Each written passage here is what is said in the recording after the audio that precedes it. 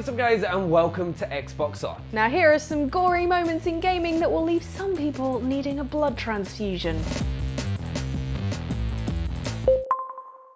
In Left 4 Dead 2, you face a lot of zombies. Like, a lot. Whilst most of them, the common infected, just run at you and try to whack you to death, you also come across uncommon or special infected. Each of these has a special attack, with the tank being particularly terrifying.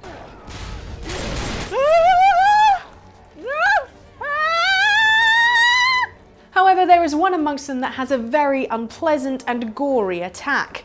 The Hunter, which is also evil because it's the special that looks most like a normal member of the infected, jumps onto survivors.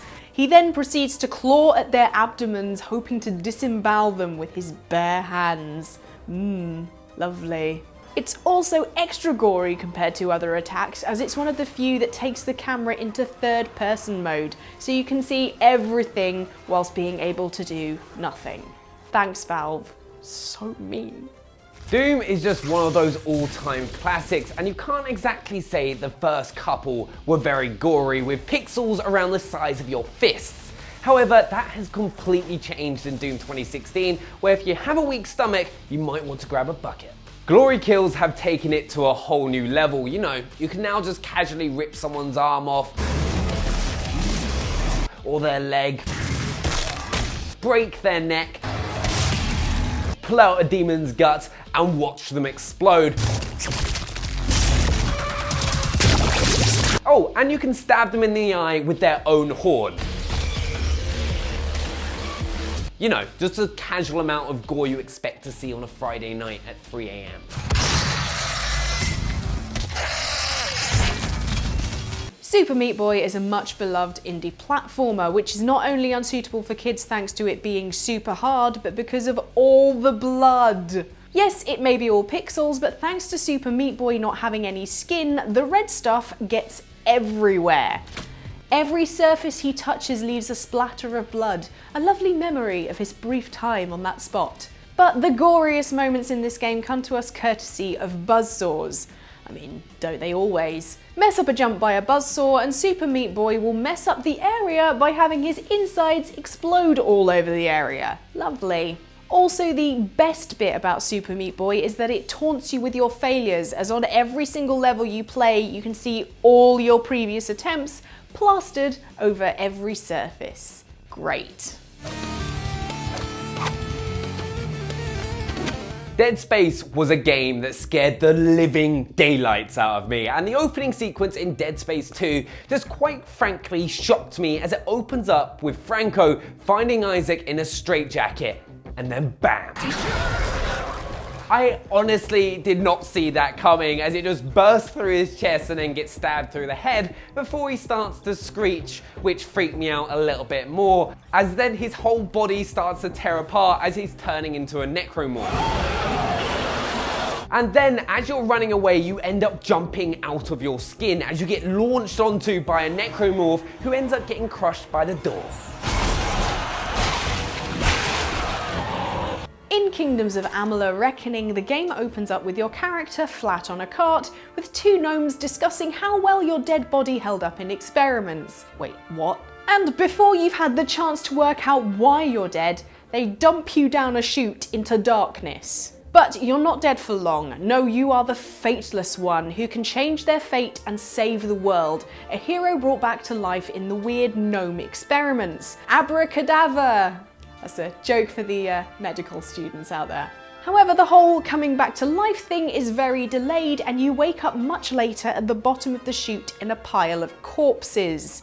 Yep, the first thing the hero of the Feylands does is understandably freak out, drag themselves out from under a dead body, climb down a mound of rotting flesh with body language that screams, oh god, oh gross, and they try not to throw up when they reach the bottom. You definitely want a few showers after that.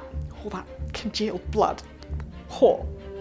I think one of the goriest games I've ever played has got to be Mortal Kombat 10. Now, I'm not being funny and all, but have you seen some of these fatalities? Like, just look at Myleena's tasty treat fatality, where she just rips her to shreds with her bare hands, then eats her opponent. Like, what the Oh, and then Casey Cage's selfie fatality, where she just chops someone's face off, then takes a selfie to post onto social media. Like, how sick can you be?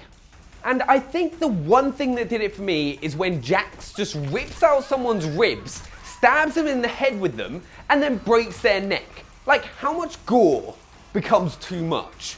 Ferrator's playtime? Maybe?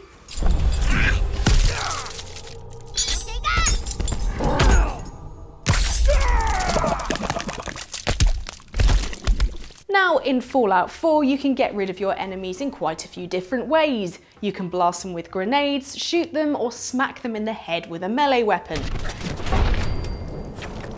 However, there's a particularly gory way to take them out that will leave behind a bit of a mess after your encounters. Upgrade the Bloody Mess perk and you not only increase your damage against enemies, but also the chance of turning them into, well, a bloody mess. Yes, you'll be more likely to blast raiders into a red paste, or even better, get a headshot on an enemy, and it's very likely that their head will explode and their eyeballs will pop out. With this perk equipped, it's even more likely that you'll enjoy the experience of searching a single chunk of meat, only to find a whole load of stuff that would normally be found on a full-sized human. Now, this isn't a game that you would really link to being gory, so to speak, but actually more downright scary and make you not actually want to go to sleep at night. But one moment that I felt was pretty damn gory was very early on in the game when you open up the door to the library. And before you know it, you come face to face with a corpse. But towards the end of the room is when it gets gory. This man has a spike all the way through his body from his gut and is still alive at the time you get to him. And what's worse is that he's surrounded by disembodied heads. Ugh. You have to get the out of this terrible place.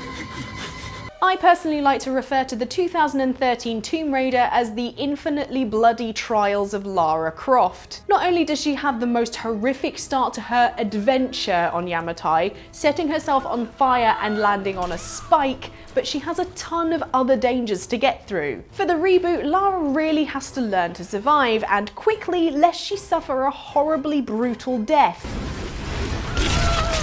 Yes, the developers went all out on the death animations.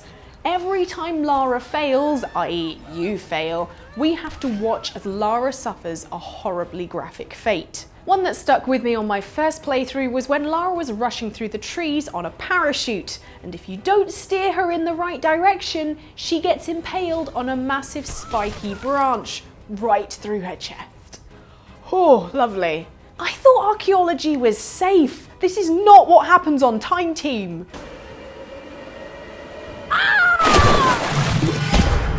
Gears of War was one of the first games of its kind that I felt really brought a little bit of gore to third-person shooters. I still remember the first time I was playing the game where I was still relatively new to Xbox and I chainsawed a locust in half. Wow, was I shocked. I just remember screaming to my brother going, "Oh my god, did you just see that?" Then another locust got in my face and I did the same thing. And now it's not only using the chainsaw that's a little bit gory and gets blood a little bit all over the place, you can also curb stomp an opponent by crushing their head against the curb. This is gonna leave me scarred. So there are some of the goriest moments in gaming. Have we missed any out? Let us know in the comments down below. I'm feeling a little bit scarred. If you are too, make sure to subscribe for more content and also drop a thumbs up on the video, and we'll see you guys next time. Bye. Bye.